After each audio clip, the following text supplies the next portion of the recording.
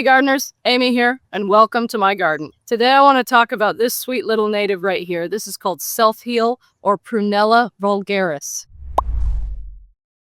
So I added this to my yard in a lawn mix. Back when I had grass out here, I ordered a native lawn mix and self-heal was in it. And ironically, the self-heal was the only thing that took off and grew. And it only grew in my flower beds. Not a thing from that mix grew in the lawn. So that was really unfortunate. But it was one of the things that led to me just taking out the lawn entirely. I gave up on it and I was just like, let's just plant flowers. Let's be done. I don't need grass.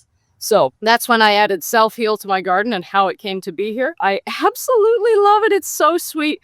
I did miss filming this video when it was at its peak. It was absolutely beautiful this year. The flowers were just gorgeous and it was just covered with these beautiful purple stalks of flowers. So sweet. I want to tell you about this plant because it's a sweet little perennial that is native to most of the United States. And if you're wanting to give your garden back to ecology and to nature, this is a great addition to have. Prunella vulgaris has a bunch of common names, so hold on. Self-heal, common self-heal, heal all heal, heart of the earth, carpenter's herb, brown wort, blue curls, mountain self-heal, narrow leaf self-heal, lance leaf self-heal, and American self-heal. So for the most part, there's a theme in those names, but there are a few oddities in there as well. I'm just going to simply call it self-heal. Its USDA zone is 4 through 9. Self-heal is a native fibrous-rooted herbaceous perennial that grows from short rhizomes or an enlarged stem base, reaching 4 to 20 inches tall. Mine hasn't gotten quite that tall yet. 20 inches would be about here, but it's about 10 to 12 with the flower heads. It's in the mint family, Lamiaceae, and you can always tell a mint because the stems are square. If you roll it between your fingers, you'll really feel the square stem. Another characteristic about mint is that the leaves are usually opposite,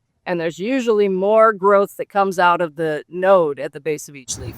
Like other members of the mint family, Lamiaceae, it has square stems and opposite leaves. The stems are generally unbranched, slightly hairy above, and may be solitary or clustered. Leaves are lance-shaped, just less than 1 to almost 3 inches long, minutely haired to hairless, with short stalks on lower leaves, and smooth or slightly toothed margins. The numerous, small, about 1/2 inch, purple to pink or white snapdragon-like flowers have short stalks and are tubular in shape, with a large hooded upper lip and a large 3-lobed lower lip that is sometimes fringed. They are arranged in a tight cluster, 1 to 2 inches long by about 1 inch wide at the end of the stem. Within the cluster, the flowers are arranged in whorls of 6s, with each whorl above 2 spreading pointed leaf-like bracts. Flowers bloom progressively in the spike from the lower to the upper end. Blooms occur April to September depending on the latitude and elevation.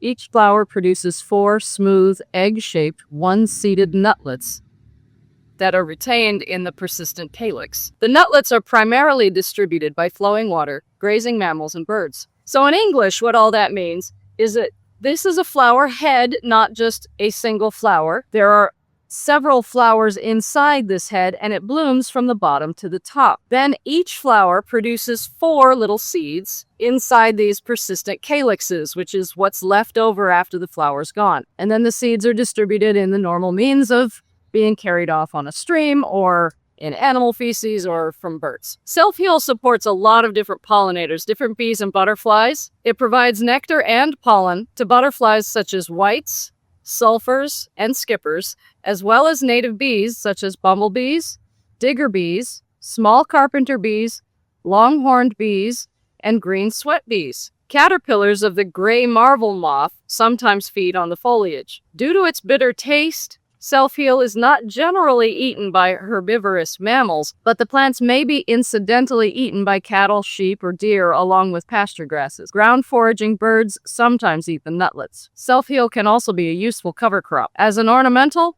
self-heal can be used as a native ground cover or an alternative lawn that will generally stay green all summer in the Pacific Northwest without watering and will flower even when mowed fairly short. Plants will form a dense mat with small leaves when repeatedly mowed or grazed. This species is also a valuable addition to a wildflower meadow or butterfly garden, but can become weedy, so it may not be appropriate for small spaces or formal gardens. Due to its fibrous, rhizomaceous roots and spreading growth habit, Self-heal can be used for erosion control along roadsides, stream banks, and pond edges. The species also has potential as a perennial cover crop to provide habitat for pollinators and other beneficial insects in vineyards, orchards, and cane fruit or blueberry plantations, but more testing is needed. This plant was used medicinally by many North American tribes, giving rise to the common names we use today.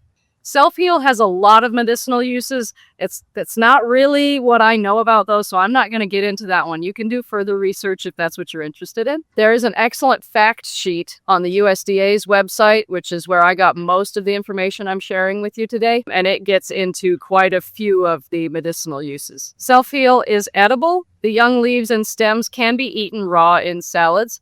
The plant as a whole can be boiled and eaten as a leaf vegetable, and the aerial parts of the plant can be powdered and brewed in a cold infusion to make a beverage. The tannins in the leaves can make it taste bitter, but this can be mitigated by washing the leaves. If self-heal is happy, it may bloom for quite a while. This one only went for a couple of weeks, but I have another one over here that still has a few flowers hanging on. They started blooming at the same time as several other things were also blooming in my garden, so let me go through those, because if I'm really carefully planting a garden, I like to plant things next to each other that are going to be blooming at the same time, so the colors can play off of each other and you get a really nice focal point. I noticed my self-heal blooming this year around June 18th. That was at the same time as lavender, snapdragons, swamp milkweed, my sedum was starting to bloom, several penstemons, echinacea, orange milkweed, my daylilies were starting to open up, and my creeping thyme, salvia, and also the beautyberry that is in a pot that I'm about to plant. My oriental and Asiatic lilies were setting bud and just starting to open. My golden currant had also set fruit, and these purple flowers underneath a golden currant while it was fruiting, that would look really cool. So I hope this video was valuable to you and you learned something new. If you did, make sure to tell me by hitting the like button down below. If you have any questions or comments, please leave them in the comments down below. And if you have not already subscribed, please do that so you'll get more gardening content like this in your video feed every week. Thanks, guys. I'll see you in the garden.